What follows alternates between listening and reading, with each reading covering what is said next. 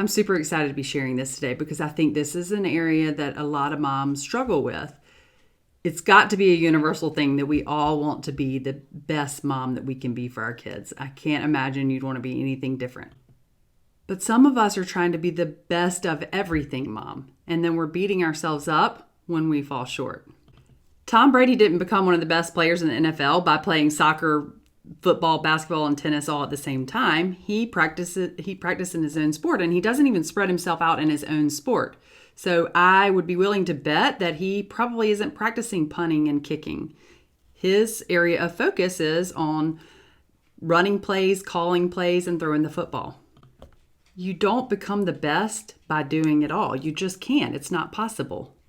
But some of us are doing that as moms. We're trying to do it all and be the best at it all. And then we wind up feeling guilty or that we're less than, and we get really caught up in comparing ourselves to other moms. So today I'm going to share 2 ways that you can shift your focus back to where you excel as a mom. And then I'm also going to share, if you're one of those moms that finds yourself comparing yourself all the time to other moms, like your other mom's strengths become your shortcomings, then you need to stay tuned till the end because I've got a really good tip that's been a game changer for me with that. The first thing you want to do is get clear on how you excel as a mom. Like how are you exceptionally gifted as a mom? When do you feel the most connected to your kids? What aspects of motherhood do you love the most? Where do you feel the most energy? What do you do really, really, really well? Like, when do you show up for your kids best?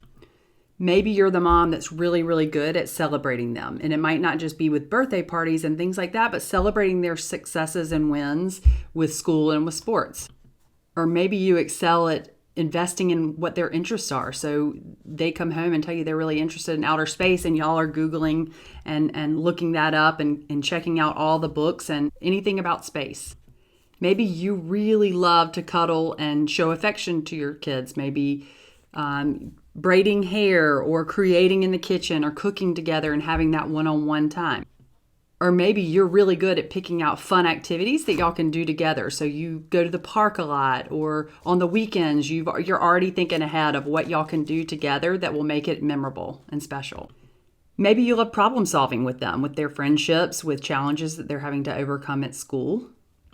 So once you're clear on what you really excel at as a mom, what your unique gift is as a mom, then I want you to think about your day in zones, and where is the most natural place for which zone of your day is the most natural place for you to show up as the best version of yourself. So if you're a mom who's really good at celebrating your kid and making them feel good in the spotlight, maybe in the afternoon when they get home from school, because y'all can talk over their different wins and the good things that happen at school, and you could celebrate those together. Maybe if coaching is your thing and you're really good at pumping them up, breakfast could be a time. That could be your zone, the morning zone. When you're getting ready for school and getting them energized and fired up for their day. If cuddling and showing affection is your thing, then maybe bedtime is kind of your zone, the time when you're going to be fully present. That's the goal, is to pick the zone that makes the most sense to show up as the best version of yourself, and then commit fully to that, to giving them that slice of the best of you each day. What this has allowed me to do is to know that I have these places in my day where I'm going to show up fully and I'm going to be committed there. And it doesn't mean that I don't want to improve in some of the other areas, but I give myself a little more grace because I know that they're getting the best of me during these particular zones, and I'm clear about what the best of me means. Now, for those of you who find yourself in the comparison trap with moms, so other moms' strengths tend to become your shortcomings, here's my tip for you. When you find yourself there, let's just say you're at a birthday party and Cindy throws the best birthday parties for her kids. There's this jam up jump castle. She's got someone there painting your faces. And all of a sudden inside you start thinking to yourself, gosh, she does an amazing birthday party and I suck because all we did was blow out candles with our family. When you start feeling that comparison come up and her strength becoming your shortcoming, I want you to stop and express gratitude. You can, if Cindy is present, you can express gratitude right then and there to her. With Cindy, you are amazing. You throw the most incredible birthday parties. You're so thoughtful and you make your child feel so special. And what a gift that is. Not just to your child, but to my children, because they get to come and be a part of that. And I really just admire that so much about you, and I appreciate that about you. Focusing on gratitude is going to take your attention away from it being about your shortcoming. And you will feel so much better for celebrating Cindy for what her strength is and what she's done really well. Cindy will walk away feeling better, and it's just kind of a win-win. It's okay if we don't excel at everything. Nobody does. I don't care how much it appears that way. Nobody excels at everything. And I like to think of us as a village. Don't they say it takes a village? I mean, for my mom friends that are really awesome audience members of the at-home plays and make my child feel special, because that doesn't come natural to me, I am so grateful. For my mom friends that plan really, really fun activities for their kids and then invite my kids to be a part of that, I'm so grateful. For the mom friends of mine that get really into whatever our kids are in and they are talking about that with them and what's going on at school and all of those different things that they're into during their time with my child, grateful for that.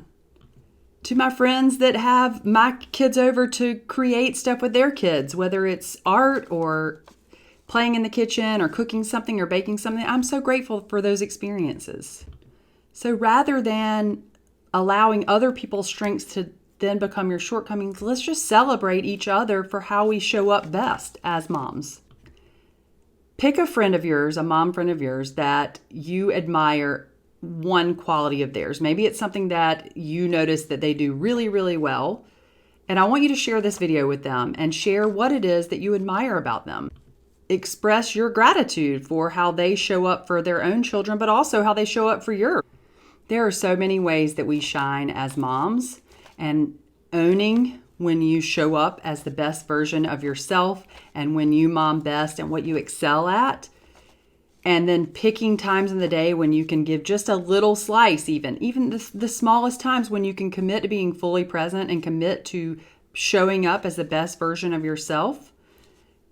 And then allowing some of the times where maybe you didn't show up as your best. That's okay. Give yourself grace, because you know, at least during this zone, they got a little slice of you being the best version of yourself, and that is all they want. Thank y'all for tuning in. I'll see you next time.